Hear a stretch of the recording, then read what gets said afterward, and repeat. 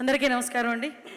ముఖ్యంగా ఈరోజు అందరి ఆశీస్సులతో, తల్లిదండ్రుల ఆశీస్సులతో, ప్రజల ఆశీస్సులతో, ముఖ్యంగా నమ్ముకున్న సంస్థ తాలూకా ఉద్యోగులందరి ఆశీస్సులతోని పుట్టినరోజు జరుపుకుంటున్న ప్రసాద్ గారికి ప్రత్యేకంగా నేను ధన్యవాదాలు, నమస్కారాలు తెలియజేసుకుంటున్నా.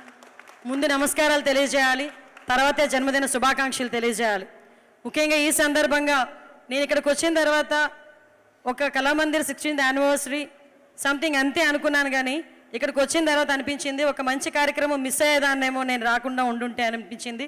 ఈ మంచి కార్యక్రమంలో నన్ను కూడా పాలు పంచుకునే అవకాశం కలగజేసినందుకు ప్రత్యేకంగా మీకు, దగ్గరుండి పిలిచిన మా కళ్యాణ్ గారికి, వెనకాతల మా పెద్దలందరికీ కూడా పేరు పేరున నేను నమస్కారాలు తెలియజేసుకోవాలి.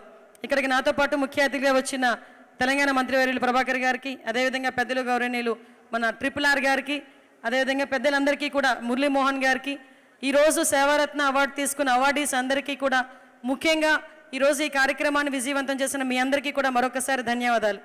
ఈ సందర్భంగా ప్రసాద్ గారికి ఒక విషయం చెప్పాలి.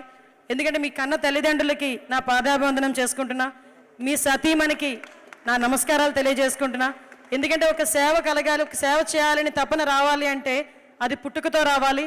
ఎందుకంటే ఎంతో సంపాదించినా కూడా బయటికి ఒక సేవ చేయడానికి రాని ఈ సిచ్యువేషన్స్లో ఒక కళామందిర్ ఏర్పాటు చేసుకొని సుమారుగా 3 రాష్ట్రాల్లో అనేక సంస్థలు ఏర్పాటు చేసుకొని 16 సంవత్సరాలుగా ఈ ఫౌండేషన్ మీ పుట్టినరోజు రోజు ఒక మంచి కార్యక్రమానికి శ్రీకారం చుట్టడం ఒక ఎత్తు అయితే, సుమారుగా 6,000 మంది స్టాఫ్, ఇందాకే నేను అడిగా ఎంతమంది స్టాఫ్ మొత్తం అంతా అని, 6,000 మంది స్టాఫ్ పిల్లల్ని కూడా మీరు మీ సొంత బిడ్డల్లా చదివించుకునే పరిస్థితి, వాటికి సంబంధించి అమౌంట్ ఇచ్చే పరిస్థితి, ఇవన్నీ చూస్తూ ఉంటే అందుకే చెప్పాను మీ కన్న తల్లిదండ్రులకి పాదాభివందనం. ఇదంతా చేయటానికి ఒక వెనకాత నుంచి సపోర్టివ్గా భార్య లేకపోతే ఇవన్నీ చేయలేరు. అందుకే కుటుంబంలో ఉన్న ఆవిడ భార్యమణికి కూడా, సతీమణికి కూడా ప్రత్యేకంగా నేను ధన్యవాదాలు తెలియజేసుకుంటున్నానమ్మా. ఇందులోని పక్షపాతం ఏం లేదండి, లేడీస్ కదా అని చెప్పి మాట్లాడుకుంటున్నాం అని అనుకోవద్దు. ఈరోజు అందరూ అంటుంటారు, ఎప్పుడు అందరూ అనేది ఒక మగాడి విజయం వెనకాతల ఆడది ఉంటుంది అన్న సంగతి, కానీ కొన్ని విషయాలు చాలా క్లియర్ కట్గా అర్థమవుతాయి. ఇలాంటి విషయాలనే అర్థమవుతున్నాయి. అదేవిధంగా ఈరోజు మేము ఒకటే చెప్తున్నాం, ఆంధ్రప్రదేశ్ నుంచి ఇక్కడికి వచ్చి మిమ్మల్ని అందరినీ కూడా నేను చూసిన తర్వాత ఒకటి అనుకున్నా, కీప్ లవింగ్ మోర్ అని చాలా ఎక్కువగా వస్తుంటుంది కళామందిర్లో. కీప్ లవింగ్ మోర్ అంటే నేను ఎంతవరకు శారీస్ గురించి ఏమో అనుకున్నా, కానీ ఈరోజే తెలిసింది మనుషుల గురించి, వాళ్ళ అవసరాల గురించి, వాళ్ళని ప్రేమించే విషయంలో ఈ కీప్ లవింగ్ మోర్ అన్నది కాన్సెప్ట్ తీసుకొచ్చారేమో అని నాకు అనిపించింది. ఇట్స్ చాలా గ్రేట్ థింగ్.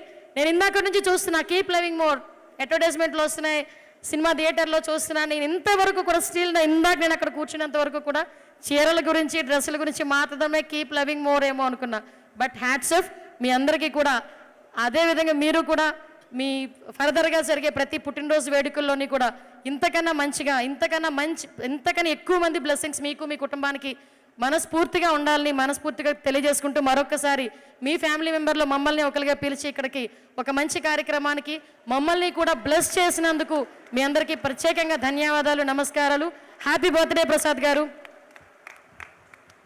ముఖ్యంగా ఝాన్సీ గారి గురించి చెప్పాలి. అనిత గారు లేలే ఏ కార్యక్రమం అయినా ఏదో ముందు మాటతో ఝాన్సీ గారి మాట ఉంటేనే కానీ ఆ కార్యక్రమానికి ముందుకు వెళ్ళట్లేదేమో.